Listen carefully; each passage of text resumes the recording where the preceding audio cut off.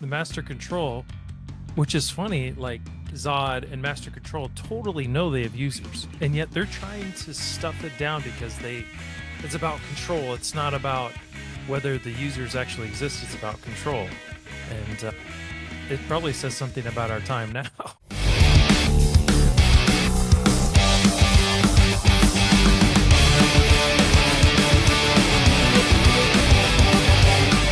It up! Start me up! I need my frisbee, my user frisbee. I fight for the users. Users and abusers. That's Tron. He fights for the users. Yeah, well, we're talking Tron today. Old Lance he's missing his beard, but yep. So nobody's gonna recognize him when the video starts up. Yeah, like who is that fat guy? Who's that weirdo? But we're back to Tron. Yeah, I love this movie. It's a one of a kind. Well, yeah, it's a one of a kind, I think, in a lot of ways. And this is the start of a lot of different things and just a different idea. It's just a crazy idea. So, but I watched it several times. Lance, I don't know how much of a fan of this movie you are, but just because this movie with the graphics, it hasn't aged well, but that's to be expected because it was so innovative. And 1982 was that was a huge deal, doing a lot of digital world and computer graphics, which I'm sure took forever to make. But what did you think of this movie when you rewatched it? I haven't seen this movie since probably high school or right after high school. It's something that I think you had probably bought it on VHS or something a long time ago, and we watched it. And then I don't know if I introduced it to some of my friends or if they kind of knew about it, but I watched it a couple times with them. But I've only seen that. This is probably like my fourth, maybe fifth time watching the movie in total. And you know what? It was intriguing. I had an hour to go left on watching the movie, and it went by fast once I kind of got into it. Yeah. And which was surprising to me. But I enjoyed it. A lot of early computer like graphic animation. It's kind of like what they thought the world was going to be like. You see them kind of not stealing, but grabbing onto some ideas from some other movies that during the times when this would have been popular to do. But yeah, enjoyable movie. Not everyone would like it, especially girls. I don't think this is a movie girls would like. If you've got any kind of like engineering or kind of slightly scientific background, you will probably enjoy this movie a little bit. Yeah. Or at least appreciate it. Yeah, because I think you're right about like there's not as many female roles in this film, very limited, really to one. I think her name was, I can't remember her name. I think her name was Cindy something. It might have been Cindy Williams, but it was a different Cindy Williams. I don't remember, but because there's another Cindy Williams, but yeah, very limited. But the thing about this movie was that it just took this crazy idea. I don't think there's ever a movie, because computers were so brand new as far as like people even having them. Like, I don't think many people even had them in 1980 something. I can't remember when the Macintosh came out, but a personal computer was pretty expensive to have. And now everybody can have a personal computer, even if you don't have much money. You can buy a personal computer for a couple $100, and that works way better than they would have back then. It almost seemed like in this movie they were using a lot of word processing type stuff, but we would probably recognize it more as like the MS-DOS prompt or whatever it was. Yeah. You and I used to play, I think, like X-Wing, Star Wars X-Wing, and you had to go to the MS-DOS prompt and type in a certain thing, and it would get the game going, just because it had to go to a different format, which is crazy to think about that we even did that, because nowadays video games are in our phones, and they're yeah, there's so much better than what we had. And back then, I remember with the mouse and like trying to line up your spaceship, and yeah, you like going flip it around and you're flying through space. You're like, so frustrating. Going to that prompt screen, that brings back a lot of memories. You got to You don't put in a CD, you put in your floppy disk. So we Oh should have yeah. said at the start of this Tron, like, get your floppy disks ready and Oh get my on the gosh. grid because we're ready to play. Yeah. Uh, Yeah, for but sure. yeah, you got to get that floppy disk in there, and then yeah, hopefully you've remembered the prompt code to get in. Yeah. Other going to get in. Yeah. Well, this actually told, like all good sci-fi, they predict the future. So I don't know if touchscreens really were around at that time. If they were, I'm sure they were not very good. But they acted like touchscreens were a thing, or at least because there's like when Dillinger is going to his big, like massive computer desk in his office, and he's typing it up, and it looks like a touch screen. And I'm like, did those even exist? I mean, that was kind of futuristic, and all the different things that even they're talking about, like the master control program being able to do all these different things, which is basically AI, which was we have now. Like we're having AI conversations. And that was like an idea, not a real life scenario. And the master control program is a total AI running by itself. He was going to frame Dillinger at one point if Dillinger didn't do what he said. And then, but just having like all these other systems that are able to monitor and do all these things, that just seemed wild. And then the digitalization, like the laser and all that thing, that was just ahead of its time. And it was just on the teetering edge. And now these things are more real than they ever have been. I don't know about turning things from a digital into real life, but you never know. I don't know. Yeah. But it's wild. It's wild to think about how this movie was that innovative. Well, yeah. I mean, early on in the movie, you get a quote from or you get a conversation from the old guy and the guy that Yeah. works on the Tron program with Laura, and they're discussing about, well, someday computers are going to be smarter than human beings, and the old guy, I'm going to butcher the quote, so I'm not even going to try to say it, but yeah, it just goes into like prophetic kind of like how we are now here where they what they were talking about back Mm-hmm. then, and Mm-hmm. what the whole movie was showing or what it was all about was Mm-hmm. our relationship with humanity versus AI, basically, Mm-hmm. or Mm-hmm. like a computer program or Yeah. technology. Yeah. And it even was, Flynn was hacking and getting into the system, and I'm like, did the internet exist? Maybe a form of the internet existed via like some facts or some things. I don't. If whoever's out there watching this podcast, if you want to fact check me, that's fine. But in 1982, people weren't surfing the internet, and it was a little No. bit different to hack and all those things. But what I like about this movie is it starts out in the grid. Well, actually, it starts out in this guy playing the light cycle game, which is really cool. Light cycles have permeated the whole series of Tron and all these different things, and it's continued to make its mark because it was so cool at the time. And so Dillinger's Zod or whatever his likeness in the grid takes out this guy, and then you see they kind of go into the rest of the thing, and you see Master Control is doing this weird stuff, and he's talking to Dillinger about all these things that he's planning on doing, and Dillinger's like, what's going on? And but what's cool is you see Clue, and Clue is actually a huge character in Tron Legacy, but his part's so small, and but that's Flynn's likeness, and Clue is just like his hacker program, and so you see it's just a small bit of him, and then it goes into the rest of the movie. But I like the fact that Flynn has an arcade. Yeah, He's a he child owns at the heart. He's a arcade. child. He's a child at heart. So, and that sets it up for the next film as well. But he says his iconic line throughout the movie, "Greetings, programs," and that's one of the cool lines for me throughout this movie. Was there anything for you that like stuck out initially that you're like, "Wow, I didn't think about that," or didn't remember that part? Well, one thing I thought of, and I'm surprised I never really thought of it before, or if I had thought of it, it was 20 years ago. So, time is not on my side.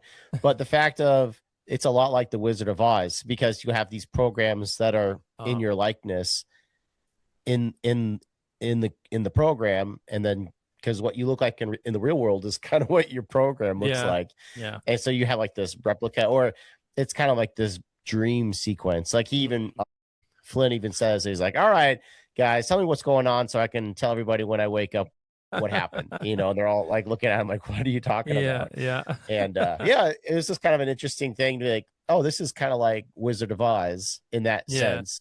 Yeah. But then there's other comparisons. Like if you look at the time when this was made, you had Star Wars in 1977. Star Trek was still around doing its thing. So you would have had like these spacey kind of things. And Yeah. then the big one you would have had was Stanley Kubrick's 2001: A Space Odyssey, Oh, yeah. where that was a huge hit. And it was nothing like 2001: A Space Odyssey, other than the fact of like you have like the master control running the ship, and kind of that same deal. But it's like and so in some ways it's like Wizard of Oz, but it's the hero's journey of Star Wars. You kind of got to break Yeah. in and Yeah. destroy the whole like Yeah. the core, and then it blows up. So it seemed like you could be like, oh, they got this part of the movie from this, and this part of the movie from this, because it is an original story. It's not like someone wrote down a book and then made the Yeah. movie. I'm pretty sure it was Yeah. just a script and they went with it because it's definitely a product of its time, as you said. Yeah, and Disney took a huge chance on it for sure. But what's funny to me is there wasn't even a sequel until what, 20, almost 30 some years later. And it just, but then by then the technology had caught up, and there was movie design and wardrobe had all caught up. So I'm going to talk about the Tron Legacy a little bit, but Tron Legacy definitely just takes it to where, like, I think the vision had wanted to be, and they were able to do all the things with the graphics, so all the recognizers and all the light cycles are looking super sweet. So Better eventually music. the better. Yeah, this was like the synth inside the music of this movie. I'm sure it's brilliant, like in some sense, like how it was building, but they're trying to keep it really electronic, and the synthesizers of the time were limited, of course.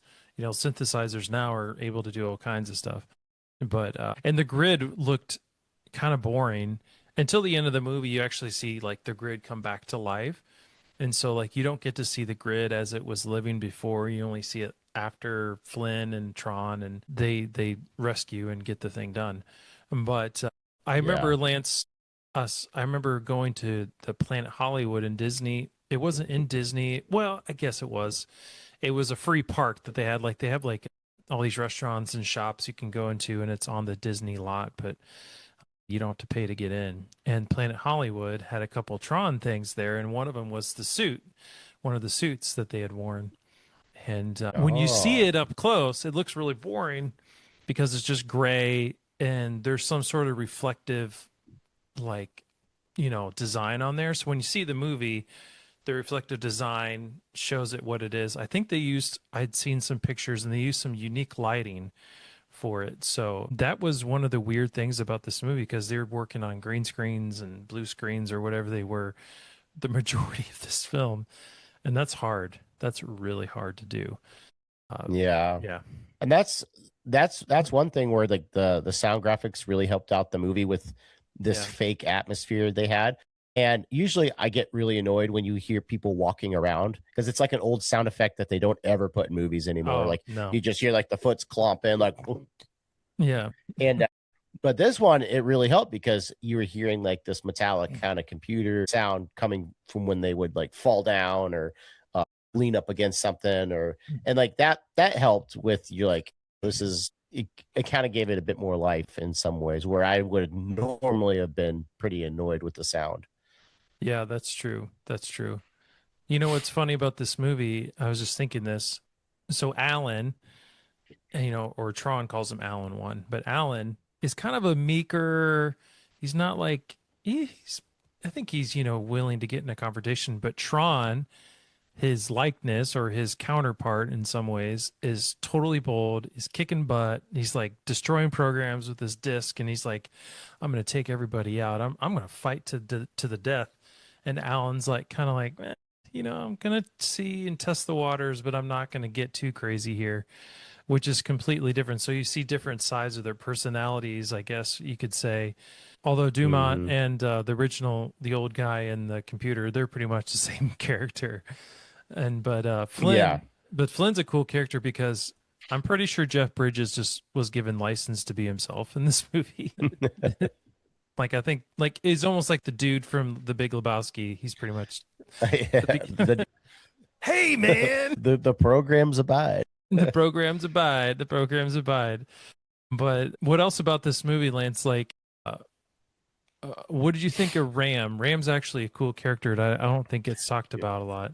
Yeah, I noticed him right away. I was like, I know that guy's face, and sure enough, he was Billy, the kid from Bill and Ted's Excellent Adventure. Oh. 6 years down the road, or seven, sorry, 7 years later, he Hmm. played Billy the kid, and yeah, he's a good sidekick for what they need for what's going on, just to Yeah. kind of play off. So it's not just Flynn and Tron. Like Ram kind of he's like the middle guy to help Hmm. relay the information. So he dies probably at a good time. One thing about Ram that you get to see some of the, I guess, the theology or the religion in the program is that the programs like view the users as like deities or gods, because he grabs on to Flynn, and he starts what you would call a prayer.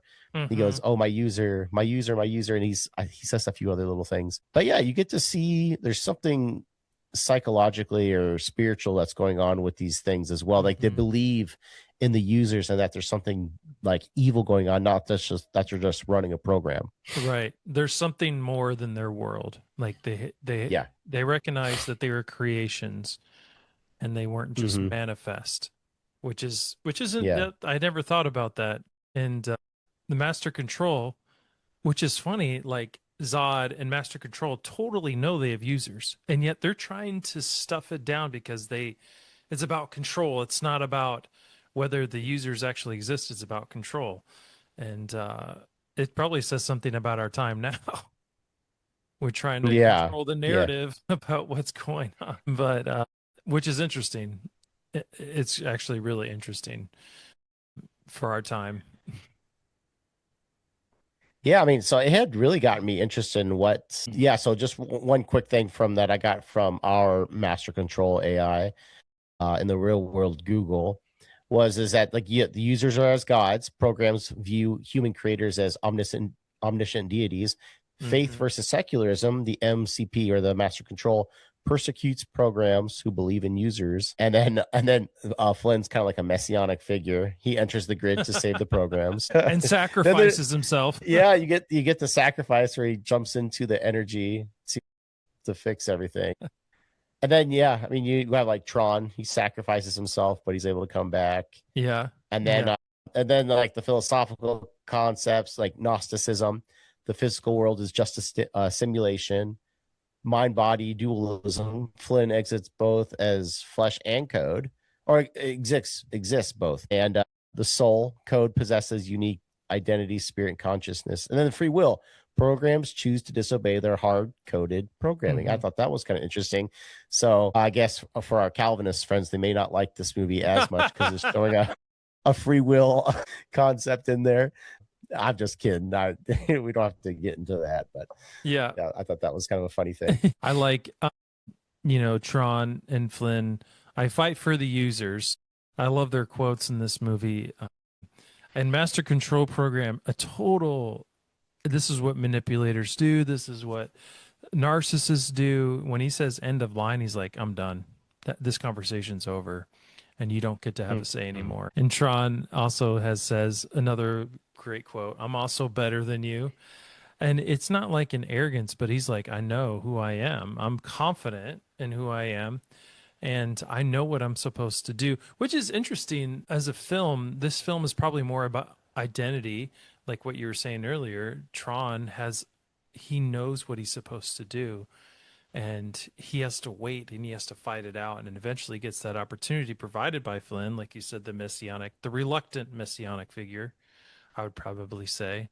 Only because Flynn wants to escape the grid. He doesn't want to stay. He wants to get out and get back.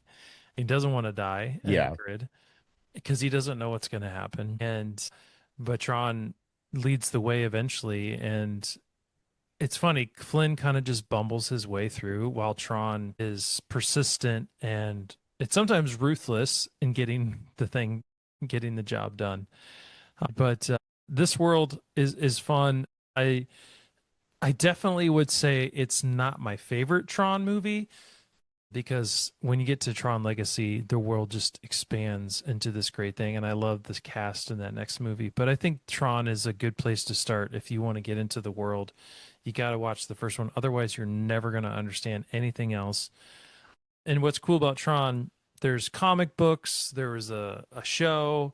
I didn't watch the show, but I have some of the comic books. I think I have like the first issue of any Tron comic, which is not worth a lot Hmm. of money. It's like maybe up to $30 or something, which is pretty decent, not too bad. But it, it has its own little following, cult following, and it's the last movie didn't do so well. It's just probably not well understood. So that's kind of the where you land on some of those things. But I love this movie. I think that it's a lot of fun, and discovering it later in my life definitely aided it because I don't think dad would have introduced us to this movie. I don't think mom would have cared to introduce us to, we didn't have a lot of friends that had watched this movie.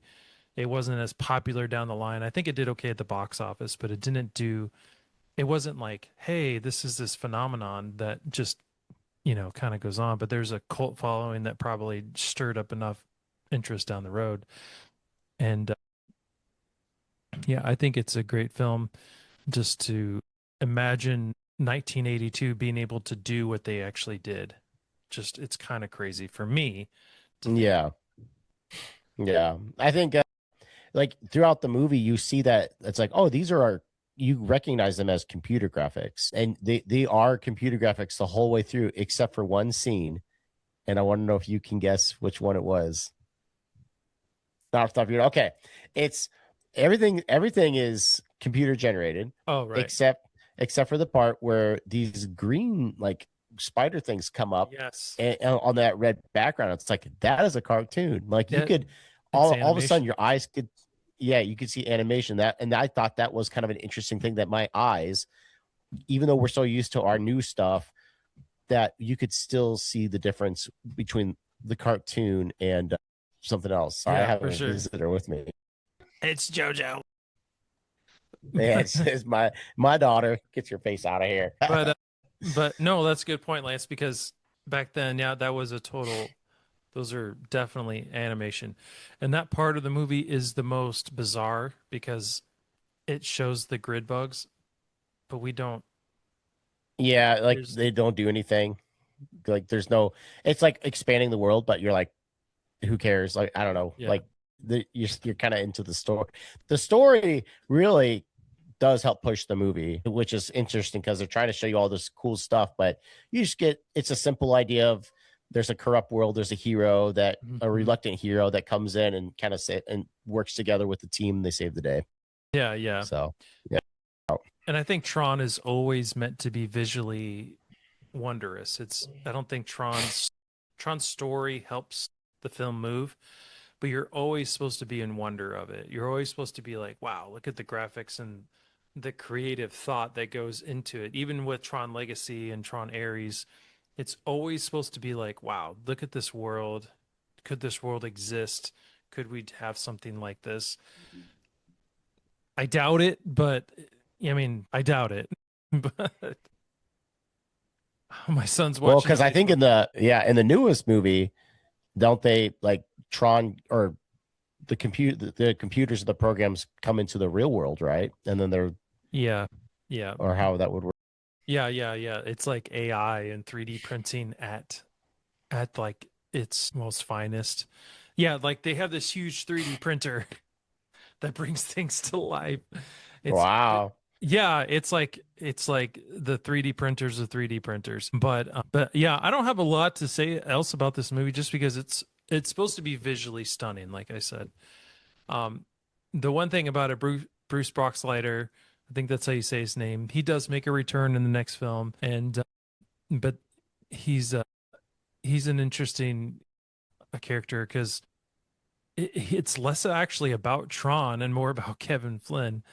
but Tron is the thing that actually takes down the MCP, and he's kind of the end up being the hero. And just because that world is always centered around Tron, I mean, Tron's a cool name. I mean, what are they going to call it? You know, Clue, the MCP. I mean, no one's Tron was just a really better name for the movie, but or Tron's is just a cool name. or the Grid. I bet you they're who knows if they could have called it the Grid, they'd been like, ah, this is not going to go well. But but yeah, but I Yeah. like this movie, and I think that it's worth the watch, even if you never watch it again and you were like, hey, I want to dive deeper into the Tron world. Tron Legacy, I know we'll probably hit that movie eventually, and Tron Ares is pretty cool too. But I think it's worth the watch, and I hope that everybody gets a chance to do it. But I wanted to cover this movie. It's in the '80s, and it's a favorite of mine. But yeah, we have plenty more movies to talk about for sure, plenty more, and I think you guys will all enjoy some of the next ones we got coming up. I think one's a favorite of Lance's, and there's a couple others that we really enjoy.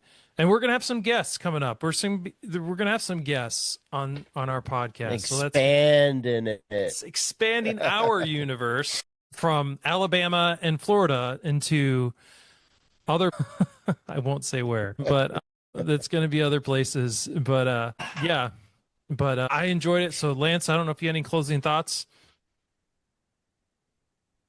No, I was just the bad guy that was in this one, David Warner. He was the one that played Sark. Excuse me. I was like, man, that guy's voice and the way he talks, he's so familiar. He played in the last two Star Trek movies with Captain Kirk He did. and Spock. Yeah, he He was the did. head Klingon in the Undiscovered Country.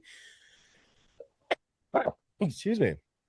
And then he plays like the human ambassador on Mhm.